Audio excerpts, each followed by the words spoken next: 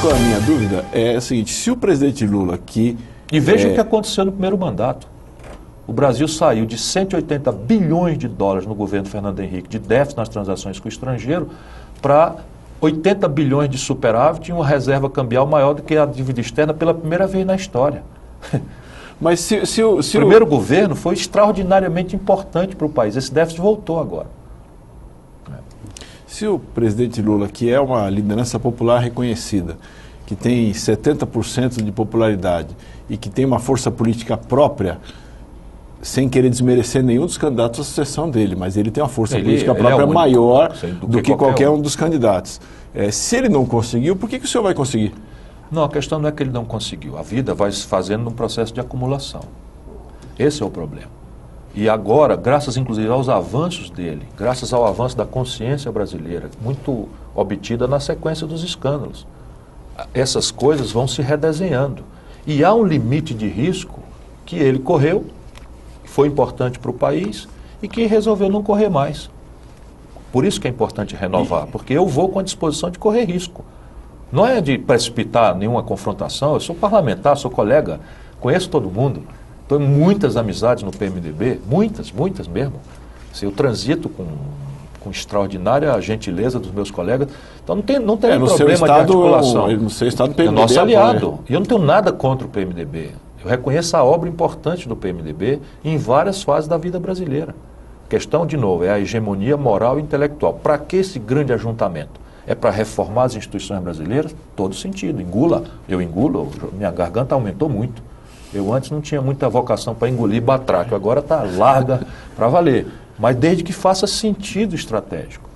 Para o dia a dia do governo, não faz sentido. É preciso fazer um nível de exigência moral e intelectual. As pessoas dão mais valor a essa parte moral, mas a questão mais grave é a intelectual.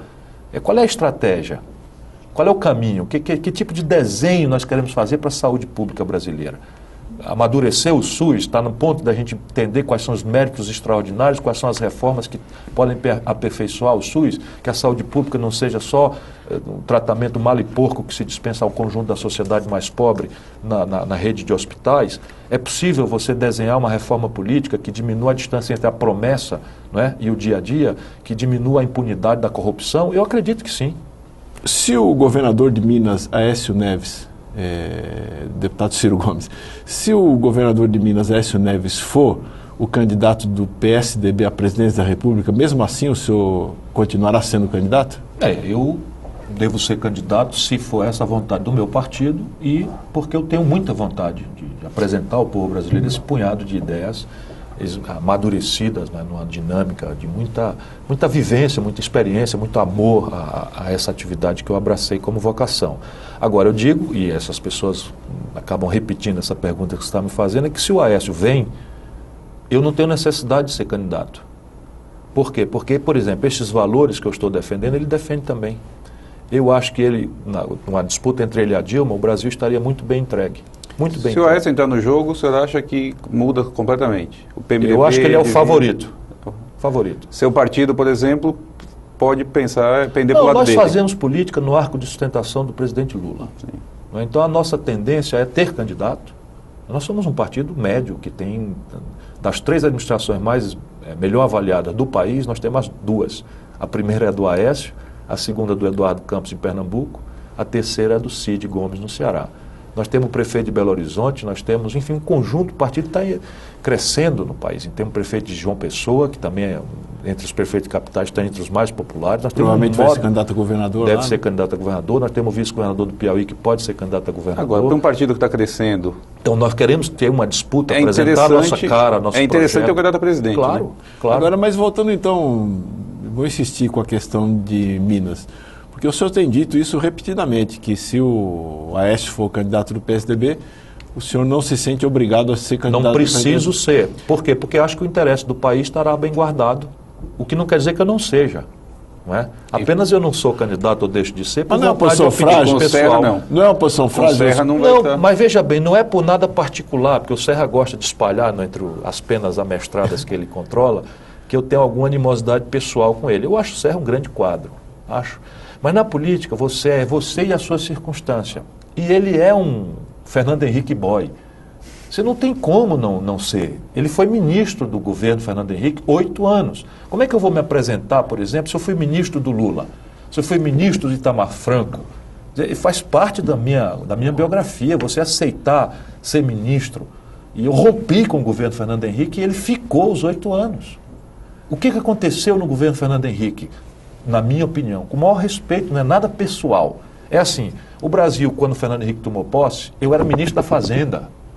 O Brasil tinha levado 500 anos para fazer uma dívida pública equivalente a 38% do PIB. Essa gente, governador Serra hoje, ministro do Planejamento, membro da equipe econômica, trouxeram essa dívida para 78% do PIB em apenas 8 anos. Levou 500 anos, brasileiro, para que a dívida chegasse em 38% do PIB. E foi uma dívida feita para fazer a Petrobras, a Eletrobras, a Telebrás, as estradas, Brás, etc, etc.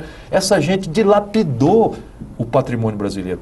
Aí a carga tributária que pesa sobre quem trabalha, pesa sobre quem produz, tira a competitividade sistêmica, era de 27% do PIB quando eu era ministro da Fazenda. O Fernando Henrique entregou para o Lula com 35% do PIB. O investimento brasileiro caiu ao pior nível desde a Segunda Guerra Mundial. Destruíram as universidades brasileiras, perdemos 1/3 dos mestres e doutores, que leva 40 anos para formar em apenas 8 anos de maluquice, de prostração ideológica neoliberal, de mistificação. O Hélio Gaspari, para eles não me processarem, porque eles querem me amordaçar com o negócio de processo. O Hélio Gaspari chama o processo de privatização que eles fizeram de privataria. O que significa privataria? Uma mistura de privatização com pirataria. O Brasil simplesmente foi ao resto do chão, faltou energia. Pelo amor de Deus. Quer dizer, tem alguma animosidade minha? Se tiver, desmenta um número meu. Então essa gente não pode voltar, porque agora o Lula provou para nós próprios brasileiros que nós temos condição de resolver o nosso desafio. E olha que o Lula pegou a coisa degringolada. No ano de 2003 o Brasil quase quebra de novo.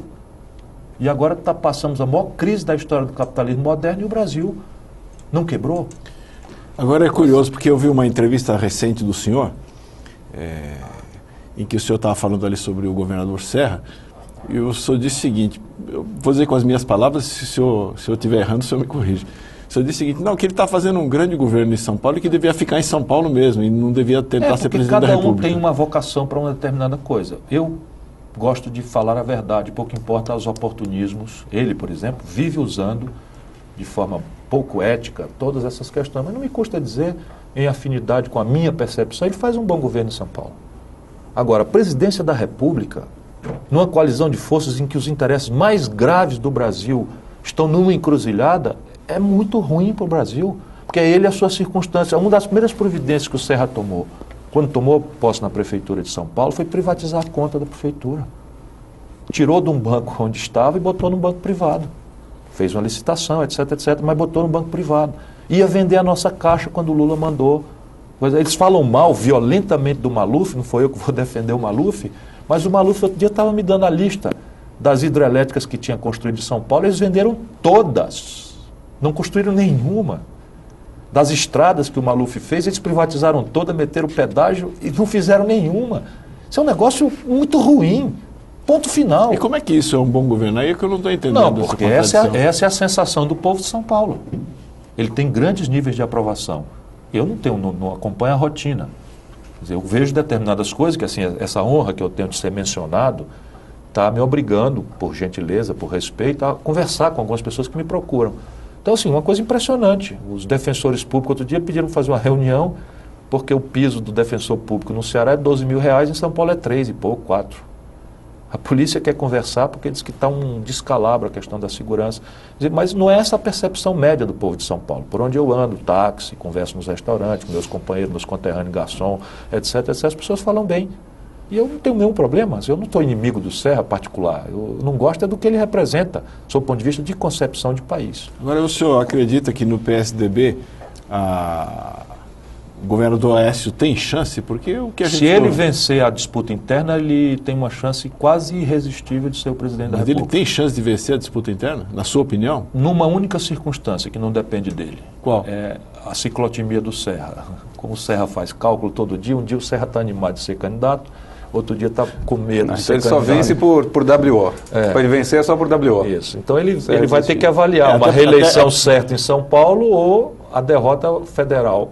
Agora, o Serra, você já acha que não tem chance para a presidência? Se for o Aécio... Não, ele é favorito hoje. Ah. O Aécio é quase irresistível, o favoritismo. O Serra é alcançável, mas é favorito hoje.